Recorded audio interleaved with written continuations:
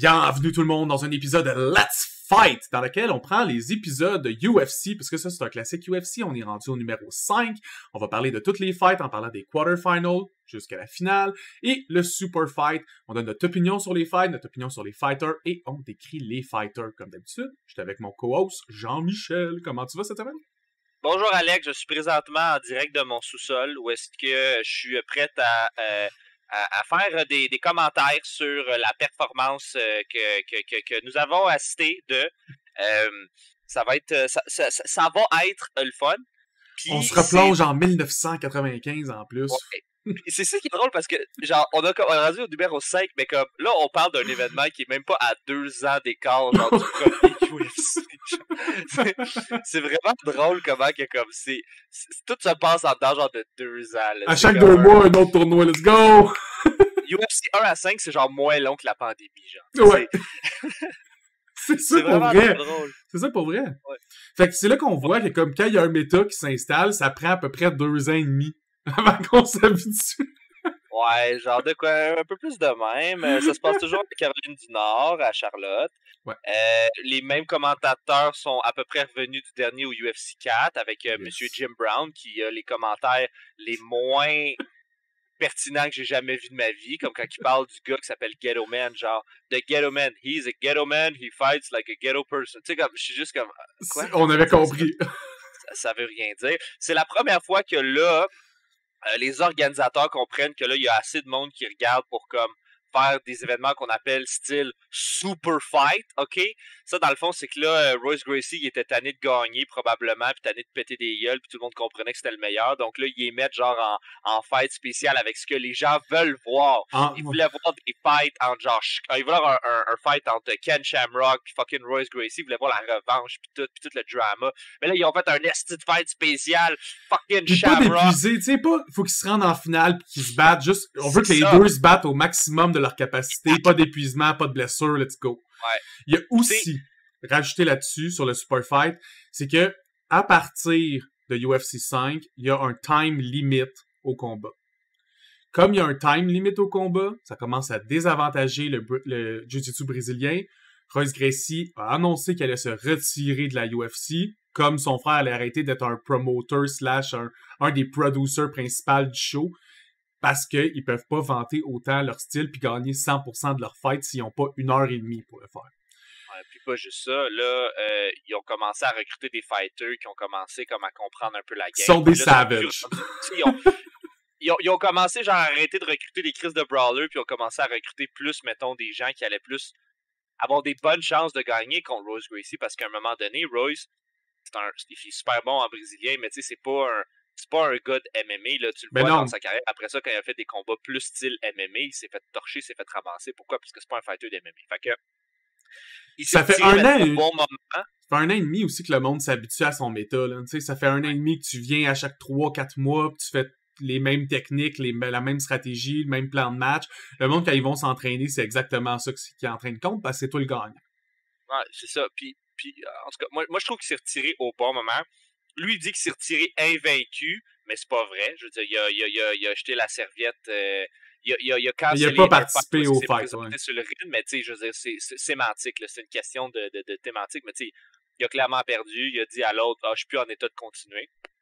N'importe qui aurait fait ça, aurait dit, il a perdu, c'est pas rendu. Sauf que quand lui, ça le fait, ça. Fait, il se dit invaincu, mais tu sais. Ben, il est pas vaincu en vrai combat. Il a juste comme, il a été blessé, il a cancellé. Tu sais, Ken Shamrock, c'est la même affaire dans son premier tournoi. On dit aussi qu'il est invaincu parce que sa fiche est 2-0, mais il a quand même cancellé sa finale parce qu'il était trop blessé. Ouais. Ils ont pas été battus, mais ils ont pas gagné. Tu sais, ça fait que t'as pas le championship de ce tournoi-là. C'était quand même, au tournoi 5, ils ont pris les deux qui ont le moins de défaites dans la UFC, puis les deux qui avaient les meilleures fiches, puis c'est eux qui participent au Super Fight pour devenir le champion de, mettons, la saison 1.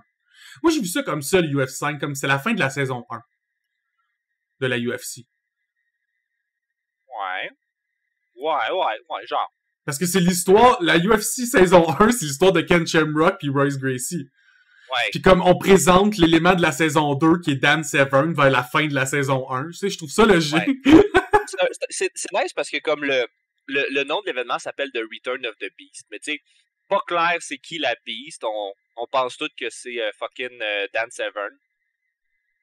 C'est probablement Dan Severn parce qu'il s'appelle The Beast Severn, genre. Fait que c'est The Return of the Beast. À ce moment-là, il a gagné aussi une compétition prestigieuse aux États-Unis de wrestling. Donc, quand il rentre dans ses matchs, pis tout, il a sa ceinture de genre des. Je sais pas si c'est les mondiaux, whatever. Un gros truc américain, genre de wrestling. Fait que là, finalement, puis il a gagné, dans le fond, c'est sûr qu'il a gagné. Il est immense, tabarnak, c'est un fucking. J'ai dit ses mensurations. Bouge pas. Bouge pas. Faut qu'on aille chercher ses mensurations. Dan Severn, il est ici. Je clique là-dessus. Dan Severn. Il est 6 pieds 2. Puis il se tient toujours en haut de 265 livres. Donc, je te dirais que là, il est un peu plus dans son prime à ce moment-là qu'avant. Là, en ce moment, là, il jouait dans la division heavyweight. Ils disent au-dessus de 165 livres. Ça, c'est pour faire sa division. Fait que pour faire le poids, pour faire la balance, il faut qu'il perde son poids jusqu'à ce qu'il tombe à 165. Donc, dans la vraie vie, là, il doit être 280, 285, peut-être même 300 livres. Là. Je pourrais pas dire pas 300 livres, c'est un peu beaucoup. Là. Mais genre, c'est immense. C'est immense pour quelqu'un... Il faut pas oublier qu'en UFC5, il n'y a pas de class weight. Hein? Fait que si tu pèses 280 livres, 6 pieds 2, tu peux te battre contre un 6 pieds 5, 160 livres, puis c'est tout à fait fair. Là. C'est ça. Puis, il n'y a pas de... Il n'y a pas de testage non plus. Donc, tu sais, on en parlait quand on parlait de Ken Shamrock. Écoute, il est pipé dans UFC 5. Là. Écoute, là, je lancerais genre un 25 cents sur le pec. Est-ce qu'il me revolerait dans la gueule puis il me passerait pas en bas de la face. Donc... ouais, tous les matchs. Son juice, il y a du juice. Il y a du juice, il y a de tout, là, genre... Puis... c'est une époque où il y a moins de technique que de l'endurance à cause du juice. C'est ça. C'est l'époque du... Puis ça gagne. C'est ça. On est encore là. C'est ça qui est le fun. J'écoutais une entrevue d'un des sensei de self-defense, pure self-defense, qui est vraiment reconnu dans le monde. Puis il disait, plus qu'un fight est émotionnel, plus qu'il retourne à un fight de maternelle, justement, de... J'adore ça. C'est quand même vrai. C'est quand même vrai. Puis encore une fois, UFC 5, on assiste à un tournoi 8 participants, fait que c'est quart de finale, semi-finale, finale. Le prix du tournoi, c'est 50 000 $. Fait que faut que tu gagnes 3 combats de suite pour faire 50 000, quand les gros fighters, tu sais, ils font ça assez facilement s'ils gagnent un fight maintenant de nos jours. Ah, vraiment. Puis là, ça, c'était pas une vedette, là, parce que c'était une vedette. Monte le prix, là. Ronda Rousey, je pense que l'année où elle a éclaté tout le monde dans UFC, je pense qu'elle a fait comme 30 millions de dollars, tu sais, fait. Ouais. Ben, tu te fais casser à gueule. C'est cher payé, mais comme t'as mieux de payer le 30 millions que le 5 000, mettons. Ah, c'est sûr. Je tiens à dire que là, ils ont... la limite de temps est là. Le sol, je pense qu'ils l'ont changé un peu. Il est un petit peu plus tight, là. Il avait l'air d'être un petit peu plus wrestling. Il y avait... ils ont changé l'annonce, le gars qui annonce les personnes, c'est plus de G-Man, c'est un gars qui s'appelle Ron Jeremy, mais pas Ron Jeremy de Hedgehog, là, l'acteur de porn, c'est juste un gars que son nom c'est juste Ron Jeremy, ce qui aurait été encore plus insane si ça avait été Ron ça aurait Jeremy, été malade. ça aurait été encore plus insane. Puis le commissionnaire, c'est Ron Van Cleef de Black Dragon. Je sais même pas qu'est-ce que ça fait un commissionnaire, mais il est là, il est content d'être là, il est content de participer, il est comme « Hey! » Ron Van Cleef, meilleure personne au monde. Il a de l'air vraiment chill comme ça. Tu sais, je trouve ça drôle parce que dans UFC numéro 4, on parlait un peu plus tôt des time limits, puis ils les ont mis sûrement parce que le combat entre Royce et Dan Severn avait été long que le calice, il avait duré genre 15 minutes. Mais le pire, c'est que pour régler ça, ils ont mis une time limit de 20 minutes pour les quarts de finale puis semi-finale, puis les finales puis le super fight, c'est 30 minutes. Puis ça, je trouvais ça drôle parce que ton plus long fight ever, c'est 15 minutes. Puis là, après ça, on met une time limit au combat, puis les Gracie font « Nous, on est out! » Mais c'est le double du plus long fight qu'on avait eu. C'est comme une weird anticipation. C'est comme, il anticipe que lui, il veut rendre ça long, là. Yo, 30 minutes de fight, c'est fucking long. Là. On parle genre Dan Severn, Kimo Leopoldo. Là. C'est genre long de même. Là. C'est comme. Yo, une demi-heure de fight, c'est long. Là. Genre, il faut que tu sois comme. Même à la boxe, là, ils mettent des temps pour se reposer entre les rounds parce que genre c'est trop long, genre c'est trop de. Même pour nous, comme c'est trop demandant, regarder 30 minutes non-stop de fight, je tombais dans l'une des fois, puis j'étais comme Chris, ils ont changé de position. Ou des fois même pas. Tu vas te remplir de l'eau, tu reviens, puis c'est encore la même affaire. Ah ouais, c'est. Fait que le setup a pas changé, c'est un peu la même affaire. Ils changent un peu les noms à gauche et à droite, mais tu sais. Puis les fighters, c'est encore des brawlers. Là. Tu vois que tu regardes, il y a un petit peu plus d'athlètes, ouais. Mais c'est encore des brawlers. Puis on est encore vraiment dans saison 1 UFC. C'est la finale de saison 1 UFC, mettons. Ouais, exactement. T'as commencé les fights? Yes. Parce que ça commence vraiment. Le premier fight, c'est encore une fois un freak show. Je sais pas pourquoi, mais pourquoi les premiers fights, c'est toujours les plus comme oh shit, ok. C'est parce que ça. Je sais pas, je trouve ça. C'est comme. C'est un bon apéritif. Peut-être. C'est juste comme funky. Wow! C'est peut-être juste un addon, mais comme le premier fight, il se donne entre John Hess et Andy Anderson, ok? Puis je vais commencer avec John Hess. John Hess, c'est un gars qui fait du SAFTA. S-A-F-T-A. Ouais. Je pense que ça veut dire. C'est sa forme de Kung Fu. Ouais, je pense que c'est Safety, Assault, quelque chose, T-America. Genre, c'est genre un acronyme pour dire, genre, comme... du Kung Fu américain. City System, là, tu sais, c'est comme DOS, là, c'est comme tout c'est des acronymes, genre, bon, il est dans un acronyme. Le gars, il est immense, là. Il est aussi gros que Dan Severn. Et là, il est comme, oh, je suis en forme, je vais me péter des gueules. Là, il y a de la bédaine à partout. Il est immense. Il porte du 15 dans ses souliers. Ses pieds sont longs de même. C'est un John S. C'est ça. C'est tout un gars. D'ailleurs, tu sais, le SAFTA, ça a tellement pogné après sa performance à UFC. Tout le monde fait ça, le SAFTA. Ben oui, on entend parler à la télé à toutes les semaines. Ben oui, il y a des gyms partout. By the way, son opponent, ok, c'est Andy Anderson. Puis ça, je trouve ça drôle quand le combattant a même pas de fiche Wikipédia. Tu peux même pas aller chercher des informations sur le dos tellement que c'est un nobody. La UFC, l'événement, nous disent que c'est un gars de taekwondo. C'est tout ce qu'on sait de lui. Il fait du taekwondo. C'est drôle parce que dans cette fête-là, il a pas donné un kick. Pour un gars de taekwondo, c'est ça qui est insane. Le gars dit avoir 80 street fight en dessous de sa fiche. Ouais. Hein? C'est street fight que tout le monde a vu puis que tout le monde est d'accord que ça s'est vraiment passé. Puis le gars, Andy Anderson, il y a genre il y a des clubs de danseuses. C'est ça son truc, il y a des clubs de danseuses. Il y en a comme plusieurs. Comme quand même plusieurs. C'est juste drôle comment que le gars il est juicé que le calice. Il est vraiment pipé. Il est quand même fort. Il y a des clubs de danseuses. Puis il y a des fights, des fist brawl fights que personne n'a vu, mais il les a toutes gagnés. Puis il y en a genre 80. Semble-t-il. Donc on est encore dans cette période-là de la légitimité des vrais fighters qui ont des vraies fiches. Hein? Pas du tout des acteurs qui se prennent pour quelque chose. Je peux quasiment pas inventer ça. Là, genre. Non. Je peux même pas inventer ça. Puis c'est drôle parce que ce gars-là, il s'est dit, je vais mentir que le tabarnak sur toutes mes affaires, toutes ma fiche, je vais passer à TV, puis je vais passer dans l'histoire comme étant genre un real, tu sais. Mais ça n'a pas été vraiment le cas, parce que dans le premier round, mettons les quarts de finale, de 1, Andy Anderson, c'est le seul qui perd par TKO et non par soumission par grappling. Mais pas juste ça, le fight a juste duré 1 minute 23. Ah ouais, pis c'est genre 2 gars qui se tapent de même. Quand Big John McCarthy part le combat, John S, il court directement, là, comme un taureau enragé, direct vers Andy. Il saute dessus, puis en sautant, il commence déjà à le puncher comme un juicy, là, comme... Ouais. Il y a pas de limite, fait que Andy essaie de faire un peu de grappling sur un gars qui punch dans la gueule non-stop, fait que... C'est le fun. Moi, j'aime ça, les freak shows, même parce que c'est super explosif. Tu sais, c'est 1 minute 23, mais c'est divertissant en tabarnak, là. Chaque seconde de cette minute est comme, oh shit, qu'est-ce qui se passe? Wow! T'as un gars qui essaie juste d'attraper un point ou de rentrer une clé, pis t'as l'autre qui fait juste varger avec toutes les parties de son corps qui est possible.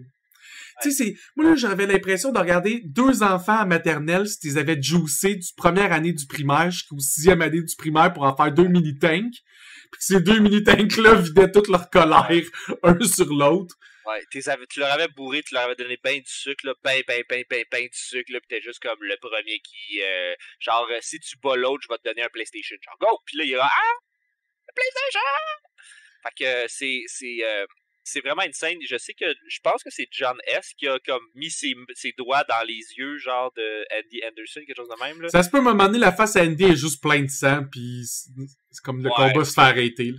Ouais, je sais pas si c'est John McCarthy, en plus. C'est John McCarthy qui il sépare. Ben, comme ça fait 8 coups qu'il se défend pas, même, pis sa face fait juste de plus en plus de sang. Il a juste fait comme, OK, les amis, OK. Je pense que c'est fini, là. Ouais, puis en plus de ce combat-là, il y a personne en plus qui passe en demi-finale parce que il y en a un qui est TKO, puis l'autre, il se déclare blessé après sa performance absolument incroyable de vargeage d'en face de l'autre. Mais ça, c'est le classique de toute personne qui gagne par smasher trop de coups de poing. Ils font juste se blesser. Ils se pètent les mains comme des noobs. Ouais. Parce qu'ils punchent pas bien. C'est ça la vérité. Ils ont pas la technique pour punch adéquatement, fait qu'ils se pètent tous les doigts. Ouais, fait que c'est comme si c'était pas des vrais fighters, puis c'était juste des gros crises de goût. Exactement. On dirait, en tout cas. On va laisser ça là, on s'arrangera après. Prochain, c'est tout ce qu'on a vraiment à dire sur cette fête-là. C'est juste 2 crises de retardés qui se tapent sa gueule puis qui disent des mensonges. C'est le freak show. Parfait. Je pense qu'ils n'ont pas vraiment d'autres. Tu sais, mettons, j'ai pas écouté moi UFC 7, 8, 9, 10, mais je pense pas qu'il est dans UFC 10, c'est un des deux. Fait que je pense pas qu'il J'ai pas été capable de trouver leur fiche de victoire-défaite à aucun des deux. C'est ça. Fait que je pense que c'est un one-hit wonder. Ça a 1 minute 23 secondes de moment de pure violence qui passe dans l'annale de l'histoire, littéralement. C'est drôle. Mais quand j'étais jeune, là, le monde qui aimait ça se battre, il faisait des 2 minutes. C'est des 2 minutes où tu te chamailles, pis t'as le droit de te donner un peu des coups de poing, pis tu te fais des clips, t'essaies de péter l'autre. C'est moins que des kids qui se battent au secondaire. C'est moins que 2 minutes. Ouais. Fait que prochain fight, Todd Medina contre Larry Curtin. 2 combattants, moi, que je connaissais pas vraiment, puis que ça a été presque impossible de trouver des informations sur eux. Todd, la UFC nous dit que c'est un pratiquant du Jeet Kune-Do. Apparemment aussi que c'est un chum à Kimo Leopoldo puis à Joe Solo. Ouais, tu sais, le même groupe de gens qui sont tellement bons et tellement adéquats dans leur fight. Ouais, moi, si j'étais lui, je me distancerais aussi de ces gens-là. Ça doit être pour ça qu'il n'y a pas le genre de truc à Wikipédia ou quelque chose comme ça. Par la suite, Larry Curtin aussi, qui est vraiment tough à trouver des informations, la UFC nous le vend comme étant un top America kickboxer, genre un des meilleurs kickboxers qui existent en Amérique. Le fight, il dure 2 minutes 55, puis finit avec soumission sur le bras. Le fight, là, pour un gars qui est genre un champion de kickboxer, se faire battre par un chum de Kimo Leopoldo. Rapidement, il y a un takedown. Puis le takedown mène à la première fois que j'assistais à ça dans la UFC, c'est un contest de headbutt. Parce qu'il paraît que c'est ça que t'apprends en Jeet Kune-Do. C'est tu pognes ton adversaire dans un semi comme clé de grappling, mais qui peut pas le faire soumettre. Puis pour le rendre mou, tu donnes des coups de tête sur le nez non-stop. Ça fonctionne. Ben, ça a fonctionné. Je pense que cet événement-là est un bon exemple de pourquoi aujourd'hui dans la UFC, t'as pas le droit de donner des coups de tête, t'as pas le droit de donner des coups de genoux non plus. Fait qu'il y a comme un...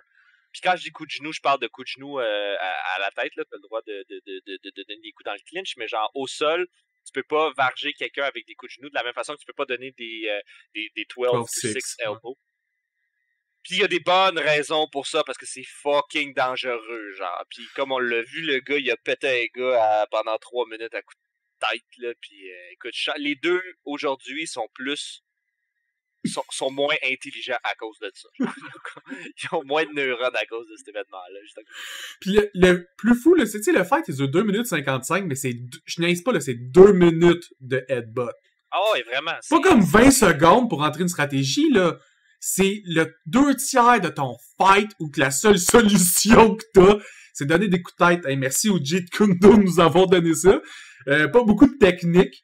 Mais c'était divertissant. Encore une fois, moi, j'étais comme, qu'est-ce qui se passe, tabarnak? Je savais pas, moi, qu'il y avait genre des gens qui faisaient du Jeet Kune Do qui faisaient de la compétition. Là. Pas parce que c'est pas quelque chose que tu peux utiliser pour faire de la compétition, c'est juste que c'est un peu anodin de faire du Jeet Kune Do puis de faire genre du MMA un peu. Là. C'est juste. C'est pas deux affaires qui se mixent normalement. Ouais, c'est ça. Jeet Kune Do en général, c'est un petit peu plus self-defense que sportif. Donc. Exact. Ah ben, écoute, ça se peut que je me trompe, là. Jeet Kune Do, c'est pas. Ça a peut-être faut le changer aussi depuis qu'on s'est informé de Kimo Leopoldo. Peut-être, là, tu sais. Puis, ce qui est fun avec le Jeet Kune Do, c'est comme. Moi, c'est un. Tu sais, j'en ai pas vu beaucoup dans ma vie. Moi, ça manque un peu à ma culture, honnêtement. Il y en a un petit peu plus aux States, au Canada, il y en a pas tant que ça. Il y en a beaucoup sur YouTube. Ouais, genre. Ouais. C'est beaucoup du trapping. Des trucs normaux. Tu sais, je fais ça, mais. C'est l'image. C'est l'image symbolique du trapping. C'est ça, c'est juste l'image symbolique du trapping. Moi, ce que je trouve drôle, c'est qu'à force de se faire headbutt, Larry finit juste par manquer de jus. Puis quand Todd se rend compte que le bras il est mou, il fait une clé de bras puis il fait soumettre. C'est bien correct. Le gars, genre, il a perdu comme... il se rappelle plus de sa 4e année, mais bon fight. Tu sais. Ah non, c'est vrai, c'est un forearm choke. Il choke avec son bras. Mais comme... Ouais. Ça reste que le gars, il est juste mou parce qu'il s'est fait headbutt pendant 2 minutes. Là. Moi, tu m'headbutt pendant 30 secondes pis je suis mou. Fait que c'est clair que pendant 2 minutes... Il finit le fight, on s'en crisse un peu. Là. C'est juste le fait qu'il a headbutt pendant 2 minutes. C'est bon. Tu fais le gros du fight. Alright, man, c'est ce que j'ai à dire sur ça. Là. C'est juste qu'il a headbutt, man. Fait qu'après ça, on va passer au fight entre Oleg Taktarov et Ernie Verdishia. Oleg qui est un des, mettons, des meilleurs fighters de Steven Claw, entre guillemets. Parce qu'on s'entend qu'il y a t'as Dan qui est dans sa classe à lui. Après ça, t'as Oleg qui est un peu dans sa classe à lui. Puis après ça commence à être vraiment de la merde. Ouais, c'est ça. Fait que t'as comme... T'as quelques bons fighters. T'as pas des bons fighters. T'as des gros goons dans UFC 5. C'est rare que t'aies des bons fighters. Bon, moi, tu le sais qu'est-ce que je pense d'Oleg. Moi, je pense que Oleg fait pas vraiment... Bon, là, il y a des moves de Sambo. Il dit qu'il fait du Jiu-Jitsu. Moi, je pense pas. Moi, je pense que c'est un gars qui a fait peut-être juste un peu de Sambo. Est-ce qu'il est bon? Est-ce qu'il est pas bon? C'est dur à dire. Je sais pas. Moi, je crois pas à ce gars. Il est juste solide, man. Ouais, mais je le regarde se promener au sol, puis je suis juste comme, c'est pas un très bon grappler, là. Il est très mauvais en grappling. Quand moi, je suis allé checker son wiki, puis semble-t-il qu'avant d'avoir fait un peu de sambo, il a juste fait du judo. Ce qui explique peut-être pourquoi il est pas bon au sol. Mais non, parce s'il que faisait du judo juste projection, non, mais ça dépend quand il a fait son switch. Tu sais, s'il a passé la majorité de sa vie à juste pratiquer le debout, c'est pas rendu assez bon pour vraiment trainer à terre. Ou d'avoir un sensei qui était juste assez adéquat pour y montrer à terre. Ah, je sais pas. J'ai la misère avec Oleg. Puis tu sais, moi, ouais, puis de cette époque-là, c'était pas rare que, mettons, ils pluguaient des Russes, mettons, dans les événements comme ça, puis leur donnaient des fiches en disant « Ouais, en Russie, il fait plein d'affaires, mais tu sais, tout le monde en Russie, ils sont comme « Qui? » C'est comme un doorman solide. C'est ça, genre, moi je pense que c'est un petit peu quelque chose comme ça. Là, je l'ai pas rencontré, je lui ai pas demandé.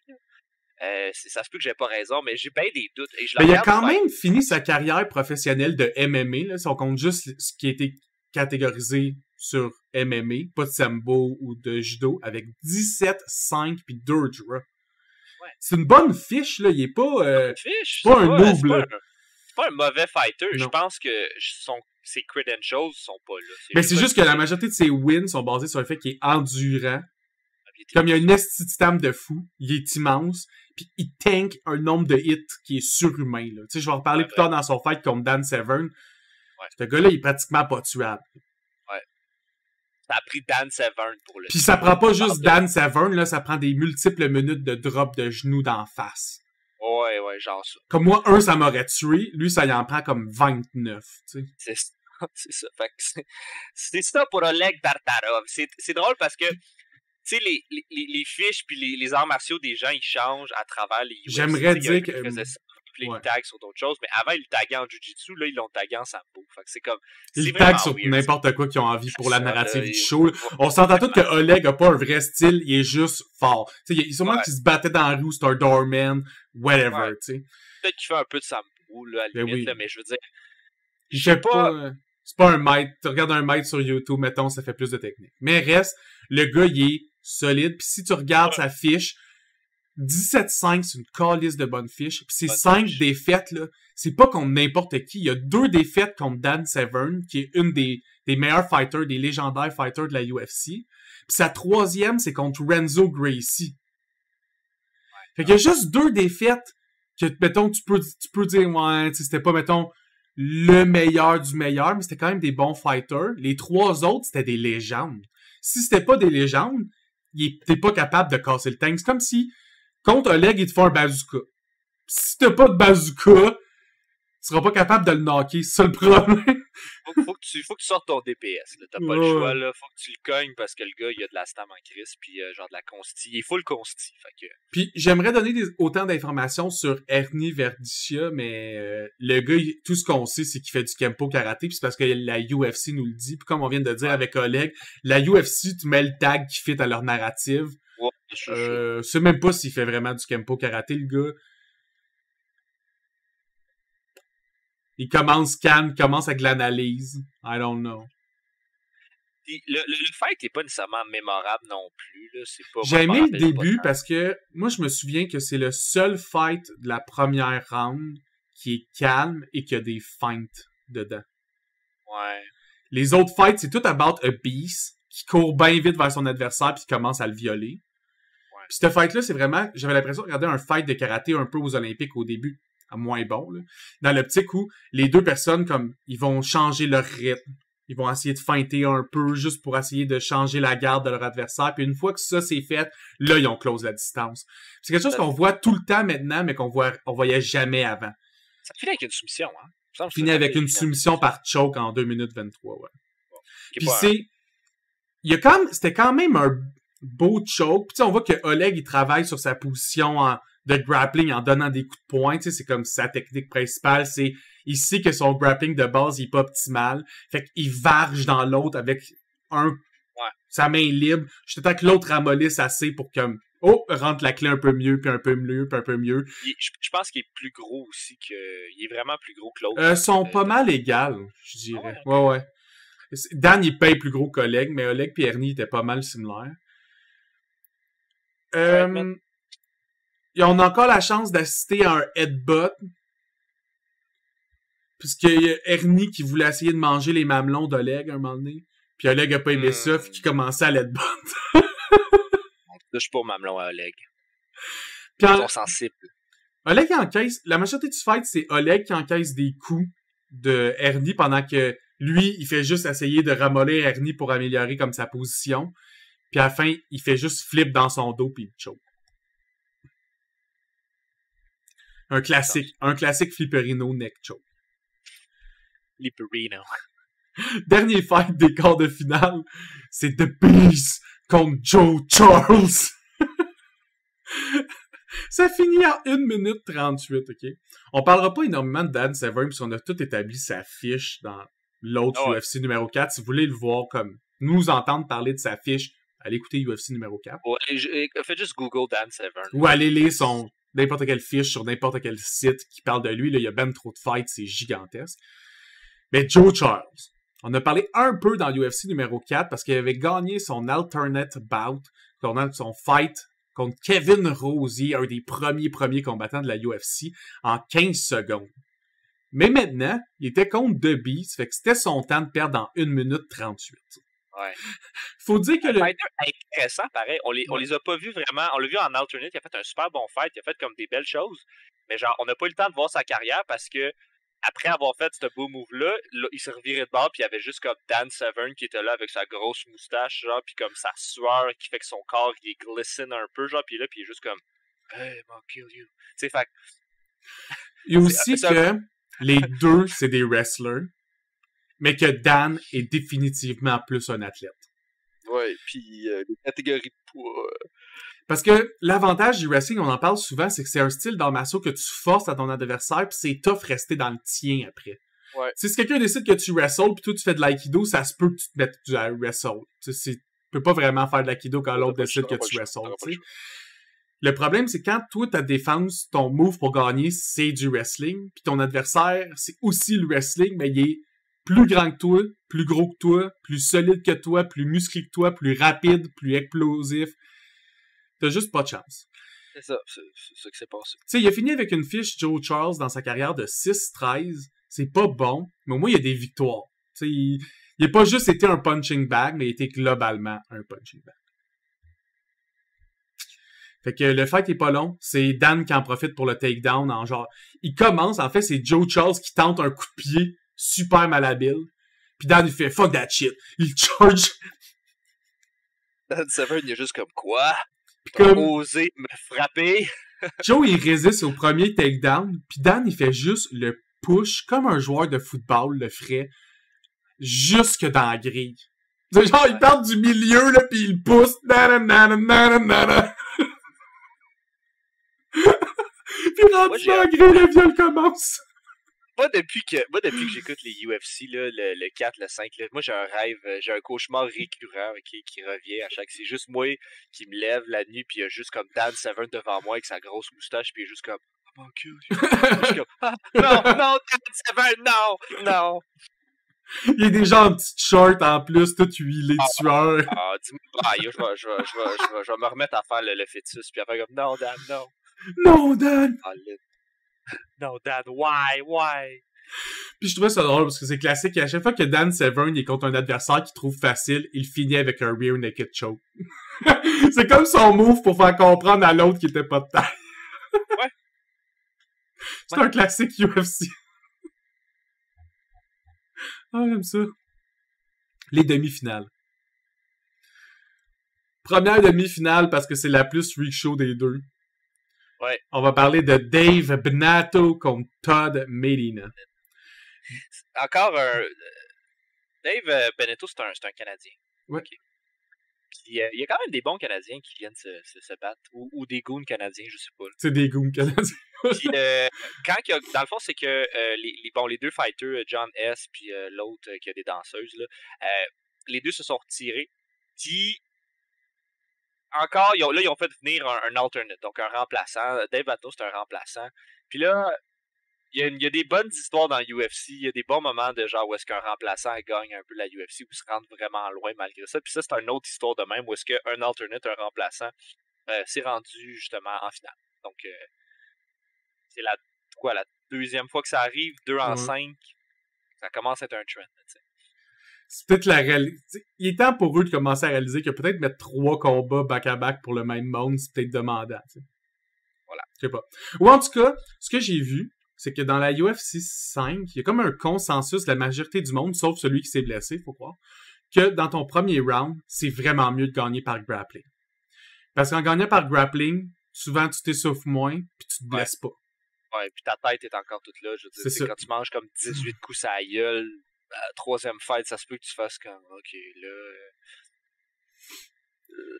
Fait que Benato qui vient remplacer John S. qui s'est brisé la main en gagnant par TKO de punch.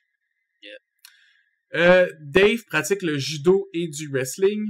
Classique des wrestlers, on n'a pas le temps de niaiser. Faut aller au sol le plus vite possible. Donc, il charge Todd Medina, calisse à terre. Dave, pendant que les deux sont à terre, Dave réussit à se relever. Mais comme, tu sais, une position dans laquelle ton adversaire comme semi encore en fœtus à terre, puis toi, t'es debout. Ouais. Maudit que tu te sens puissant, puis comme, tu vois à quel point cet avantage-là fait que le combat dure juste 2 minutes 12. Ouais, c'est comme, ce moment-là change tout dans le fight. Les deux qui sont en semi-grappling à terre, puis Dave fait juste se relever debout. Todd n'était pas assez bon en grappling pour survivre à ça.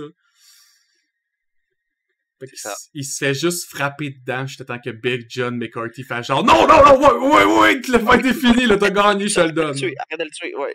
Puis c'est pas des fights qui sont particulièrement excitants, là, c'est vraiment juste des... La fin, si je vais vous donner en image, Dave Benato joue au ballon poire avec la tête de Todd. Ouais. Puis comme il servait du ballon de la tête qui revenait pour continuer à rapidly smash dans la tête. Fait que Big John a juste arrêté le fight, là. C'est là qu'on a vu que le Jeet Kune Do était pas fait pour... avait pas de technique contre le wrestling, en tout cas. Pas mal. Deuxième demi-finale, beaucoup plus intéressante. Dan... En fait, c'est pas mal le fight de l'événement, honnêtement. Ouais, là, dans le sens parce que tout le monde voulait voir ça, parce que c'est juste deux gros grapplers qui allaient comme se tapocher dessus, puis c'était comme 2 tanks qui ont des techniques de grappling. C'est ça qui est intéressant. 2 dudes qui font du grappling mais qui ont pas peur de puncher vraiment fort aussi. Ouais. Puis tu sais, c'est un peu comme... Dan Severn a pris un petit peu plus la place de fucking Royce Gracie dans le sens où est-ce que tout le monde était convaincu que Dan Severn allait gagner. Là. Tout le monde a pété sur Dan Severn. C'est juste qu'il voulait voir qui allait y donner le plus de fil à retordre. Puis là, tout le monde était comme, ça va être Oleg. Parce qu'ils ont sensiblement le même background, le même pedigree, dans le sens où est-ce que Oleg Tartarov, le seul... The Russian Bear versus The Beast, c'est comme combat animal, c'est primal. Ça fonctionne bien. Puis les deux, je pense, les seuls qu'ils ont battus, c'est Gracie. Ça se peut-tu? Non. Je me souviens pas. Mais les deux, ils ont perdu contre Royce Gracie. Fait que, tu sais, comme... C'était pas mal le match de la soirée. Tout le monde voulait voir ça. C'était pas mal le match de l'événement. Puis ça a été un match assez mémorable. Tu sais, j'en parlais tantôt dans le sens que, tu sais, ce qui catégorise le match, c'est vraiment le fait que Dan Severn a juste pris Oleg. Il l'a juste pris, il l'a juste crissé par terre. Puis après ça, il a crissé des coups de genoux pendant 2 minutes dans la gueule, tu sais. Ça a été, le fight, il dure 4 minutes 21 puis finit par TKO, c'est long. Pour un fight de cette époque-là, les fights qui durent en haut de 4 minutes sont rares. Vraiment. Puis le fight, j'aimais ça, les deux commencent, puis un peu le respect de l'analyse. T'sais, c'est pas juste, d'habitude, Dan, il charge immédiatement, là, non. Il prend son temps. Puis après ça, quand il voit son entrée, clac, là, il fait son takedown, il apporte Oleg au sol.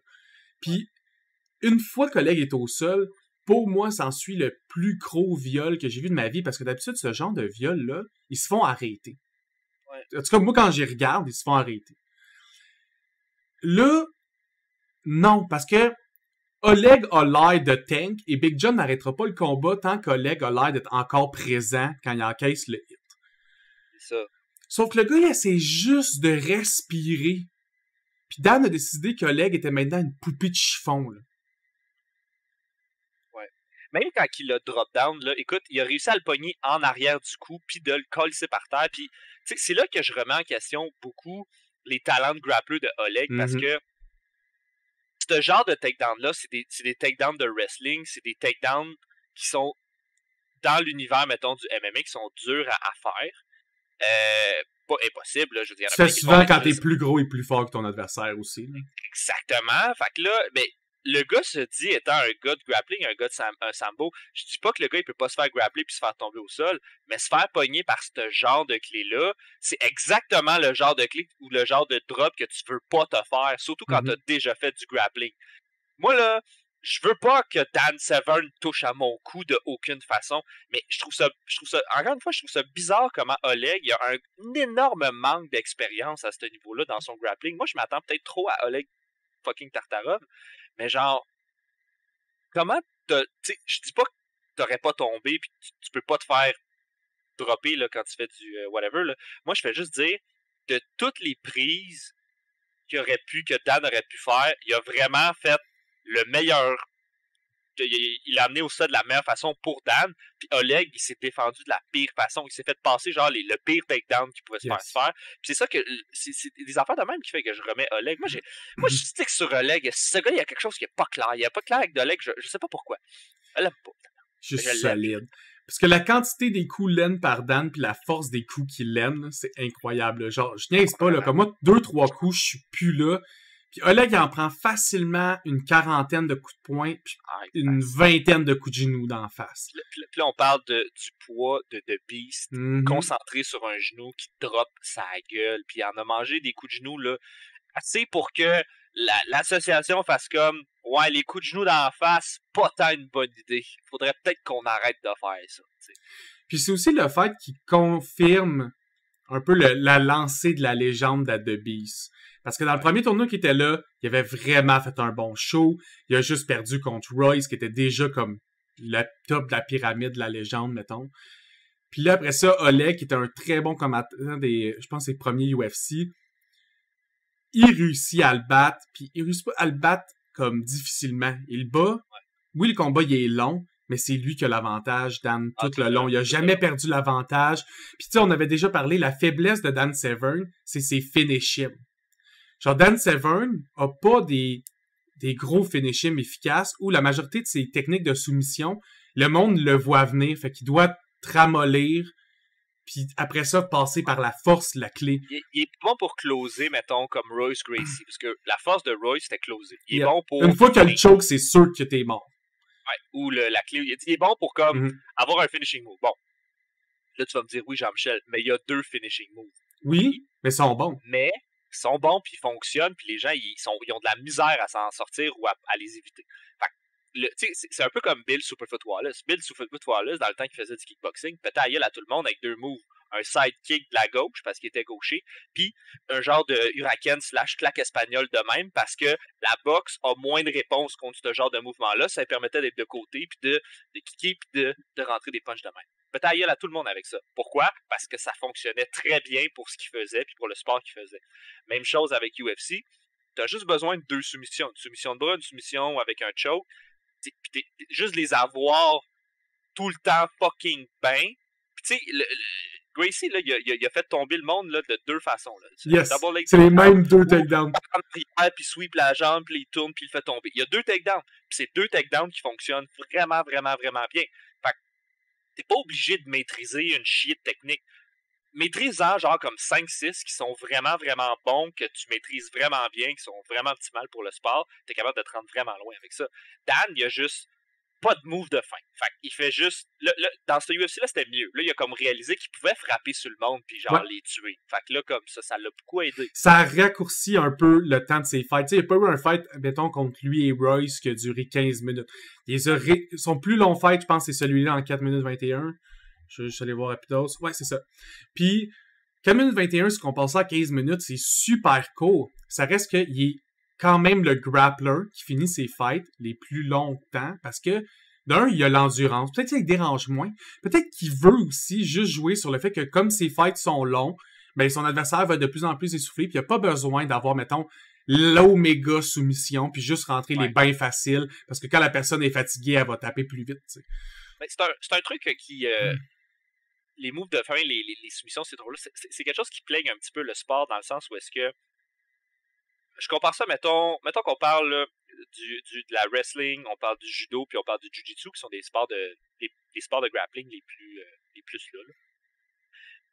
90% de toutes les victoires, je dis 90, ça peut être 80, là, mais la majorité des victoires dans ces sports-là, c'est pas des soumissions, c'est des points.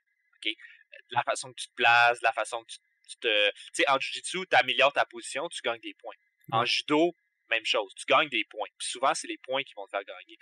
En wrestling, c'est la même chose. Si tu le revires de base, tu fais... Donc, tu peux littéralement avoir une grande carrière de judoka, de jiu-jitsu ou de wrestler sans jamais faire de soumission puis gagner en allant chercher tes points.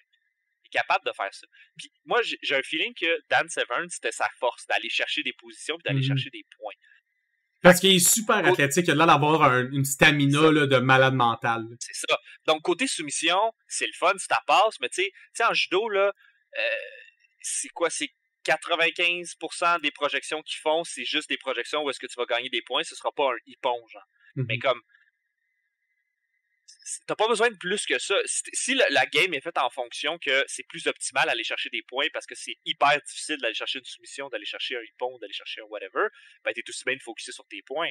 Rendu là, t'as plus de chances de gagner comme ça, puis tu deviens overall un meilleur athlète. Donc, c'est ce genre de choses-là qui plague un peu. C'est pour ça aussi qu'ils veulent, tu sais, il n'y a pas de tu sais, mettons, il y a une association de judo dans le monde, puis dans chaque pays, il y a une grosse association de judo, il y a des règles, c'est vraiment encadré, c'est vraiment ça.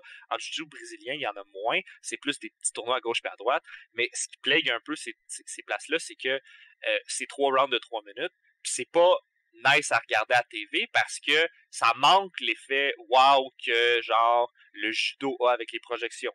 Ou la boxe a là parce que tu vois les gens tomber puis tu vois les gens se faire knocker. Donc, c'est pas le fun à regarder. Donc, il y a des gens qui poussent pour aller chercher un jiu-jitsu plus soumission, 100% soumission, pas de points, avec des rounds de 2 minutes, vraiment des rounds éclairs pour aller chercher des... En tout cas, est-ce que c'est une bonne idée, est-ce que c'est pas une bonne idée? On va voir dans le futur. Là. Effectivement, comment les choses vont évoluer avec le temps. Puis... Bon, ce que j'avais à dire là-dessus, puis je pense que c'est pour ça que Dan Severn n'est pas capable de closer. Legit.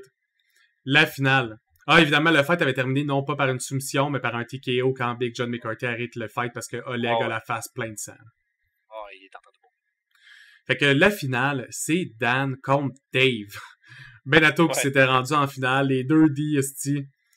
La finale se trouve entre deux lutteurs. Là, on commence à voir que pour te rendre en finale, il y a juste 3 styles, on dirait, qui dominent la UFC. C'est le brésilien Jiu-Jitsu, le wrestling, puis le shoot wrestling, qui est une autre forme de wrestling. Fait en gros, c'est du wrestling ou du wrestling à terre.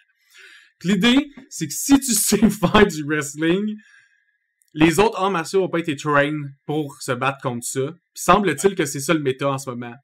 Puis ça marche. Le combat a duré 3 minutes pile.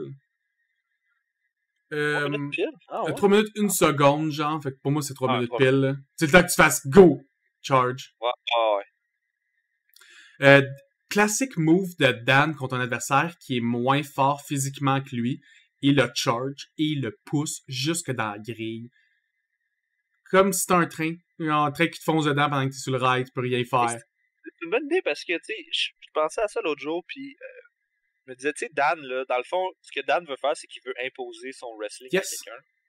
Puis Dan, là, tu peux le frapper, puis tu peux le kicker, puis ça l'arrêtera pas. Fait que la minute qu'il charge, t'es un peu fourré, là. À moins que tu fasses t'aies du bon grappling ou que tu sois capable de le tenir à distance. Parce que même quand il push que dans la grille, mettons, t'as le temps de lander 2 hits dans sa face, il y a de bonnes chances que ça le knock pas, puis que tu sois rendu le dos dans la grille, puis dès que t'as le dos dans la grille, t'es rendu en wrestling. C'est comme ça. Il impose violemment ses règles rapidement.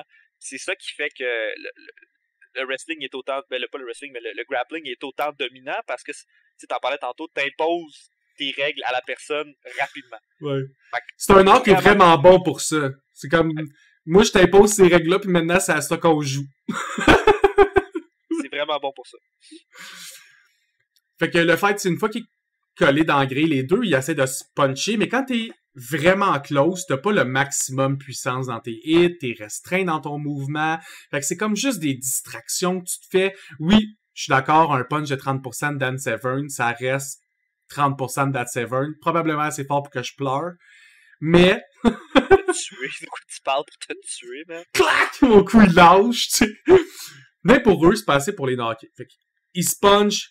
Severn commence à améliorer sa position. Puis je trouvais ça intéressant parce que c'était aussi la première fois de ma vie qu'en améliorant sa position, à un moment donné, Dave a essayé de se faire un gros haymaker, le classique bataille de fight.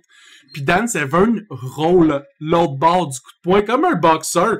C'est comme ça, la première fois que je voyais un move vraiment comme feeling de boxe ou de combat de bar dans un fight de UFC. Parce que c'était soit grappling professionnel ou combat de maternelle dans la majorité des fights. Plus comme bon haymaker, roule en dessous du poing, recharge, améliore sa position avec le takedown dans une insane position d'avantage, puis après ça, il fait juste un beau key lock, bam! Fini. Title de UFC, Dan Severn. 50 000 $, there you go. Puis pour vrai, il a pas l'air si soufflé que ça après ces 3 fights. Il a pas l'air blessé. Pas en tout. Pas en tout. Il a pas de sang, il a pas l'air d'être enflé. Tu regardes les candidats, tu sais, pis là, je suis un peu en train de citer la graine de Dan, là, en ce moment, mais... À cette époque-là, c'est vraiment une beast. Tu sais, il y a une carrière c'est vraiment une beast, c'est une carrière, pis pas juste ça, c'est que de tous les fighters, c'est clairement le fighter meilleur pour les règles pis pour le concept de cet événement-là. Et de loin, là, tout le monde savait que Dan allait gagner, là. Il y a pas personne qui a fait comme « Ah non, moi, je pense que ça va être genre... » Joe Charles! Fucking Andy Anderson qui fait peut-être ou peut-être pas du taekwondo mais qui a pas kické une fois dans toute la fight. Il y a personne dans tout cet événement-là, il y a pas eu un kick habile. Non. Ils veulent juste voir du monde se taper sa gueule puis le mettre à la TV, genre. C'est ça qu'ils veulent, puis c'est ça que le monde à ce moment-là veulent voir. Puis ça fonctionne bien. C'est comme de la boxe dans lequel t'as le droit de faire des clés de bras, puis y a pas de gants. Ouais. Pretty much. J'ai le droit de donner des coups de genoux. Ça va prendre du temps à ce que ça devienne quelque chose qui est mieux géré que ce genre de fucking événement-là. Parce que là, on n'a même pas encore parlé de match de fucking Royce. Non, la fin de la saison 1, là. Parce que c'est le fight qui décide c'est qui est le vrai champion. Parce qu'après ça, quand t'es, mettons, un title match où ça qui les vrais prochains champions, les formats mettons, le gagnant de la UFC 5, oui, c'est le champion de la UFC live, mais c'est pas comme le champion de toute la UFC. Comme on a maintenant, tu sais, maintenant, ce concept-là, il existe, c'est super classique. Quand t'es rendu assez grand, comme la majorité de tes fights, c'est juste tes title match, pis c'est du monde qu'il faut qu'il passe au travers de tout ce processus-là de combat pour avoir une chance de se battre contre toi. Dans ce temps-là, il y avait pas ça. C'était un peu comme la création de ça avec le Super Fight. Comme on a dit au début, on prend les deux combattants qui avaient la meilleure fiche ou qui avaient eu les meilleurs combats en ce moment dans la UFC. Puis on les met intacts un contre l'autre, parce que si on avait fait une fiche normale, il n'aurait jamais commencé en quart de finale un contre l'autre. Ça aurait été stupide. Tu gâches un peu ta finale en faisant ça. Fait qu'à la place, le Super Fight.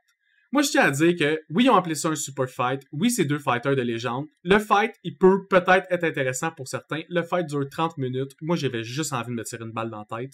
À partir de la minute numéro 1, OK? C'est le fight le plus boring de l'histoire de la planète. Et il est juste intéressant si vous êtes un mordu de grappling au point où des fois vous vous touchez en pensant à du grappling. Oh, ben... C'est deux gars qui se font des câlins. Non. Non, c'est l'ancêtre du grappling, là. C'est deux personnes qui se regardent pendant des 5 minutes, qui essayent un move, ça marche pas, ils réattendent 5 minutes. Des punches, puis en plus de ça, Ken Shamrock est sur le dessus tout le long. Ouais. Il tapoche sur Royce pendant longtemps. Honnêtement, là, Royce, là, c'est le combat où c'est probablement un des combats où il a été le plus magané. Puis moi, je pense que Ken Shamrock, là, s'il avait continué à le taper, puis à le tapocher, il aurait gagné. Ouais. Parce que il est plus gros que lui, il est plus fort que lui, il est sa sauce. Mais le combat aurait duré 1h30. Ouais, mais il aurait fini par l'avoir. C'est juste que Royce Gracie, son concept de Jiu-Jitsu est vraiment bon. Le problème, c'est que quand tu te pognes contre un gros crise de gars trop fucking fort, ça pinote, il n'y a pas grand-chose que tu peux faire à part juste attendre qu'il se fatigue, ouais, ou qu'il fasse une erreur. Exactement. Puis Ken Shamrock, c'est comme le gars... Tu sais, puis quand ils l'ont introduit, ils l'ont appelé Kent One Punch Shamrock. Ce qui est fucking dégueulasse comme nom, pour deux raisons. Premièrement, il a jamais punché personne. Troisièmement, il a jamais gagné aucun fight en TKO. C'est toutes des soumissions. Fait que c'est même pas... Il a jamais frappé quelqu'un One Punch puis il l'a knocké. C'est jamais arrivé. Fait que je comprends pas pourquoi est-ce qu'il l'appelle Kent One Punch Shamrock. C'est juste le pire surnom. Pourquoi est-ce qu'il l'appelle pas genre Kent The Juice Shamrock? Ça, c'est The Juice. The Juice. Kent Chantefraise Shamrock. Tu sais, ça sonne bien en plus. Chantefraise Shamrock. Genre, ça se dit mal. Fait que, en tout cas, il y a un bout à un moment donné où est-ce qu'il arrête le match. Parce qu'il atteint le 30 minutes maximum du combat. Et les deux semblent encore être capables de se battre. Fait que les organisateurs ont décidé de leur laisser un dernier 5 minutes. Ou que là, comme, faut que tu y ailles all-in, c'est 5 minutes ou rien. Et les deux ont décidé de pas y aller all-in et d'être encore dans le grappling lent. Ce qui fait que ça finit sur un draw. Ouais. Puis c'est 35 minutes. C'est le combat qui avait advertisé. C'est le combat, ça faisait genre 2 ans que les gens ils voulaient voir. Quand ils ont vu le combat, ils ont fait comme ah, t'attends tabarnak, ça comme combat. C'est peut-être pour ça qu'une time limit, c'est nice, tu sais. Le monde, il boue dans l'auditoire. Le monde boue. Le monde qui ont payé pour être là font juste comme bouh, c'était plate. C'est plate. Quasiment toutes les autres fights, si t'additionnes tout le temps de combat de tout l'autre tournoi, c'est aussi long que ce petit combat-là. Le monde boue, puis là, les commentaires sont comme « Ah, il y a du monde qui applaudissent, là, il y en a qui menteur. » Le monde boue. On trouve que c'est de la merde comme combat, c'était plate, c'était dégueulasse. Et c'est ce qui finit dégueulasse. Pour l'instant. C'est la fin de la saison 1 là-dessus. Je trouve ça drôle parce que dans le même moment, t'as un fight super dégueulasse qui est censé être les deux plus grandes légendes, puis le combat, il est super plate. Puis de l'autre côté, dans le championnat, t'as The Beast qui crée sa légende en faisant 3 combats super divertissants dans lesquels il montre sa supériorité. Fait que t'avais comme un bon balance, je trouve, de excessivement nul à chier, très divertissant, un bon freak show pour commencer le fight. Bref, j'espère que vous avez aimé, autant que nous. Encore une fois, bientôt, on va faire UFC 6, fait qu'allez l'écouter pour être prêt, parce qu'on va en parler comme d'habitude. T'as-tu d'autres choses à rajouter sur UFC 5? Plate en tabarnak. La fin est plate en tabarnak. Moi, je trouve qu'il y a les fights de Dan puis le premier fight sont vraiment bons. Puis Chris, des headbutts, man. 2 minutes de headbutt. Ah, c'est bon, man. C'est juste... Ok, bye. Merci beaucoup de m'avoir donné ce divertissement. On s'en va sur une autre vidéo, tout le monde. À plus.